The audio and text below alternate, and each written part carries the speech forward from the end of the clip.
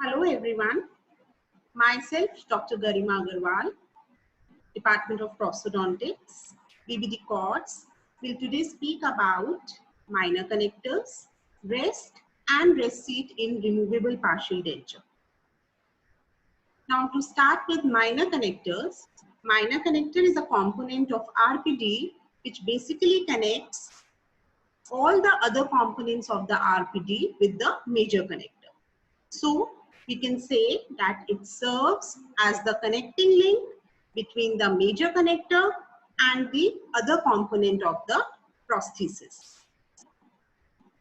So here we can see that this is a minor connector, this is a minor connector, this is a minor connector, which is connecting the different components of the RPD with the major connector.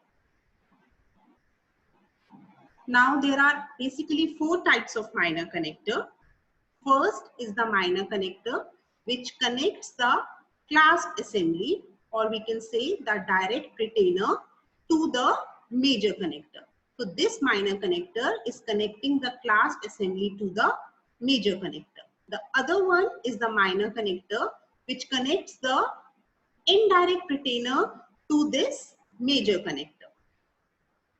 The third one is the minor connector, which connects the denture bases, this type of minor connector, which is connecting the denture bases to the major connector. And the fourth one is the minor connector, which serve as an approach arm for vertically projection clasp or for bar clasps.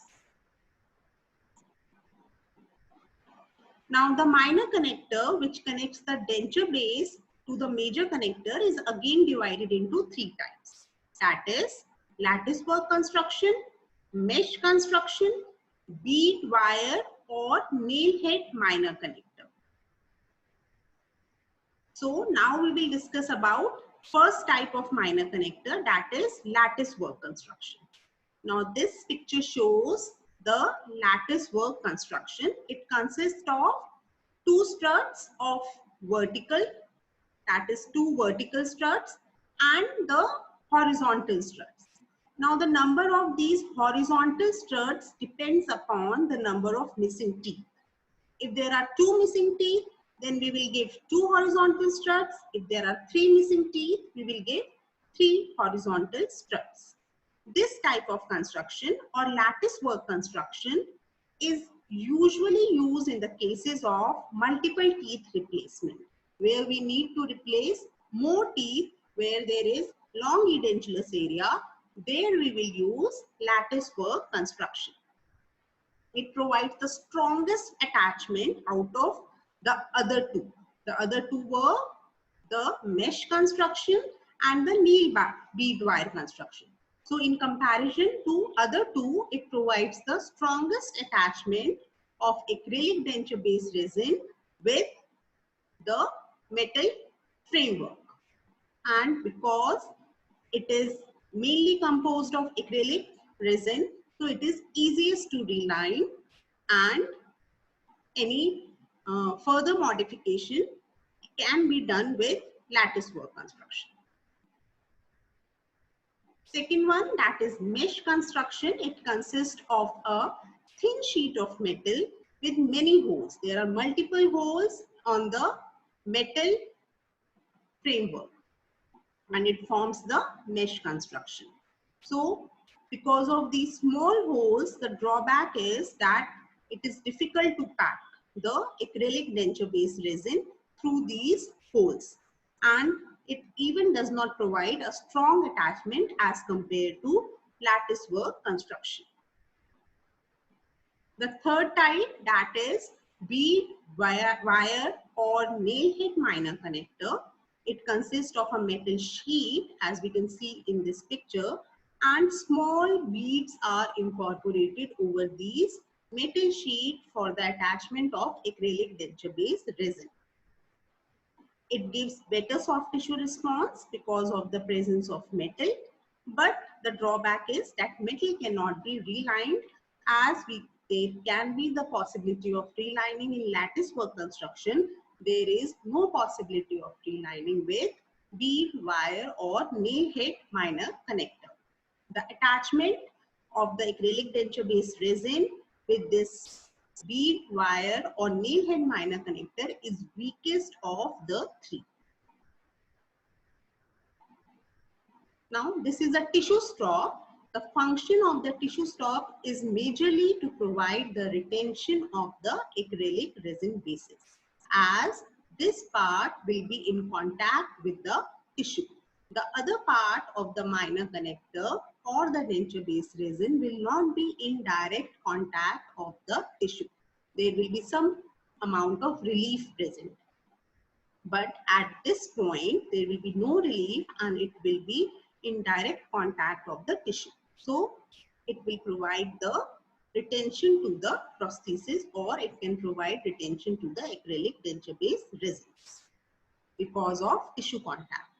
It also provides the stability to the framework during the stages of transfer and processing. Tissue stops are located distal to the terminal abutment is to establish a definitive finishing index for the acrylic resin base after processing. Now finish line, there are two types of finish line. One is this type of finish line that is known as external finish line, and the other type of finish line is known as internal finish line. These finish lines are smooth and even butt joints which is formed between the acrylic resin and the major connector. Now the other component which we will talk about is rest. Now these rests are placed in the rest seat of which is prepared on the abutment. So we will talk about rest as well as about the rest seat. Now rest is the component of RPD which basically provides two functions. First is that it will help in providing the support to the removable partial denture, and secondly it will transfer the forces down to the long axis of the abutment teeth. Now what is support? Support is the ability or the property of the prosthesis to resist the vertical force towards the tissue. Rest seat is the prepared surface of the teeth into which rest fit. So basically the component which is rest will fit into these rest seats which are prepared on the abutment teeth. Here we can see the occlusal rest seat, and here we can see the cingulum rest seat or the lingual rest seat. The rest seats which are prepared on the occlusal surface are known as occlusal rest seat, and the rest seats which are prepared on the lingual surface or onto the cingulum of the teeth are known as cingulum rest seat or lingual rest seat. Now they are classified by different authors. For example, according to McCracken, he had classified the rest and the rest seats on the basis of the tooth surface prepared to receive them. As we have already discussed that occlusal, if occlusal surface is prepared or occlusal rest seat is prepared, then it will be known as occlusal rest. If the cingulum or the lingual surface is prepared to receive the rest, then it will be known as cingulum or lingual rest. And if the incisal surface of the abutment teeth is prepared to receive the rest, then we will say it as an incisal rest. According to Stewart, the rests are again classified on the basis of function. So basically the rest provides two types of function. One is primary rest and the other is secondary or auxiliary rest. Secondary or auxiliary rest are also known as indirect retainers. Today in this lecture we will only read about primary rests. On the basis of the location of the rest in the arch, it can be divided into anterior rest. If the rest is provided on the anterior teeth, then it will be known as anterior rest. And if the rest is provided on the posterior teeth, it will be known as posterior rest. Now, on the basis of their position on the abutment teeth, whether occlusal, incisal or cingulum. They can be divided into occlusal rest, cingulum rest or incisal rest. So the outline form of the occlusal rest is given here. It is rounded and basically triangular, which is slightly rounded. So this is the occlusal surface of the abutment teeth, and here the occlusal rest seat is formed, which is rounded triangular in shape. Now this rest seat should follow the mesial and distal fossas outline. The dimension will be that it is half the buccolingual width of the abutment teeth from cusp to cusp tip. And mesiodistally, it should be 1/3 or half the mesiodistal width of the abutment teeth.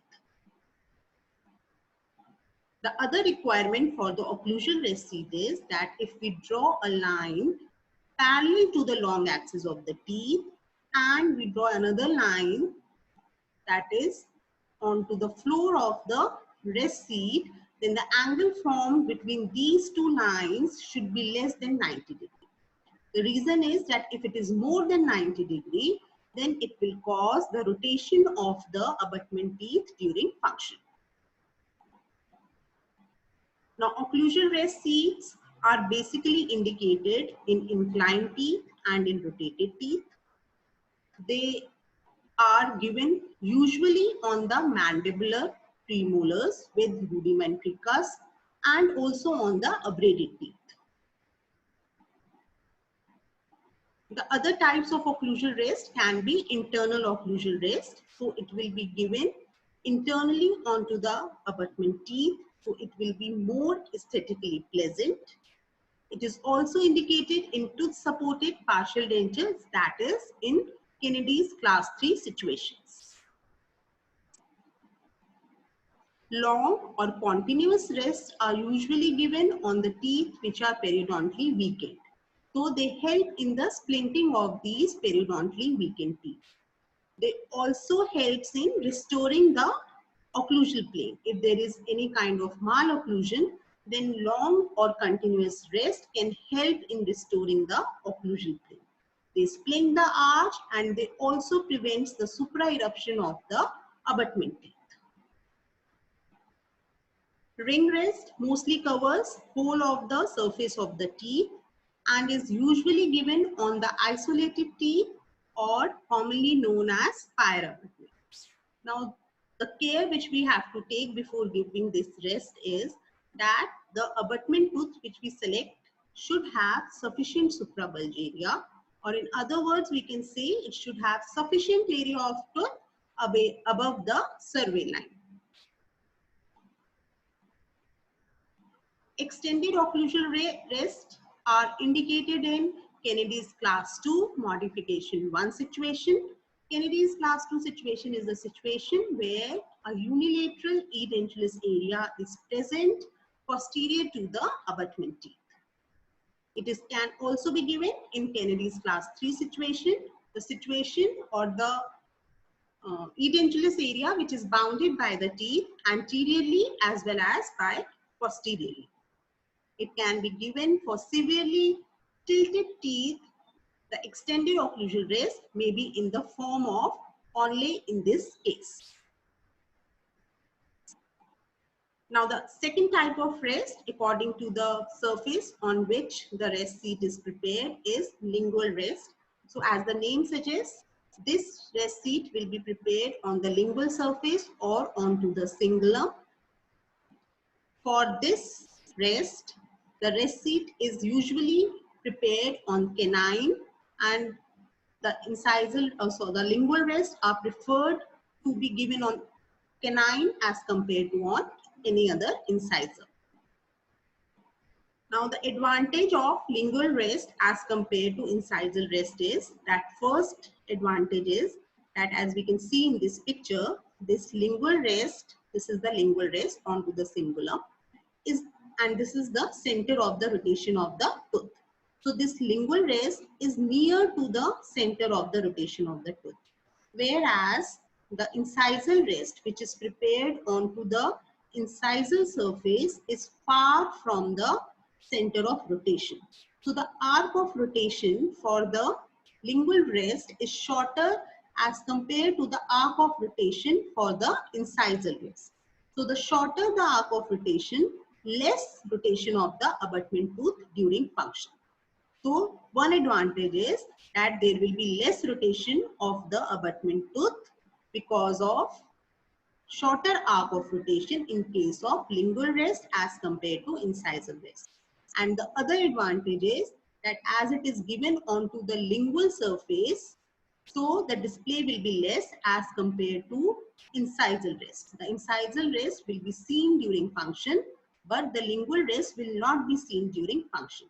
So the second advantage is that the cingulum rest is more aesthetically pleasing as compared to the incisal rest. Now the outline form for the lingual rest is mesiodistal width 2.5 to 3 millimeter, labiolingual width will be 2 millimeter, and inciso-apical depth is about 1.5 millimeter. The other methods of obtaining support can be, we can cast cobalt chromium rest seat which are attached to the lingual surface of anterior teeth, or we can add composite to the lingual surface to obtain additional support. Inlay with pins can be given, or we can fabricate crowns and onlays to obtain additional support. The third type of rest is incisal rest and the rest seats which receive these incisal rests.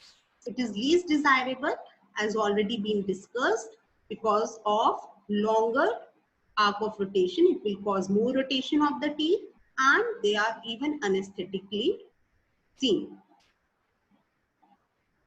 It can be used on canine abutment in either of the arch, but they are more commonly given on the mandibular canine.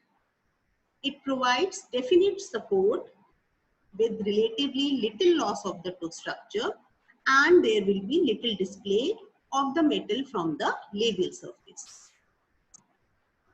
The outline form, it will be V-shaped, rounded notch. The dimension will be, it will be 2.5 millimeter wide and 1.5 millimeter deep. The floor of the rest seat is extended slightly onto the labial aspect of the tooth, so to provide the positive support, but it will be unaesthetic in nature. Now the multiple incisor rest can also be placed on incisors, as it can be seen in this picture, for additional support. So this is all about the minor connector, rest and rest seat in the removable partial denture. Thank you for the patient hearing.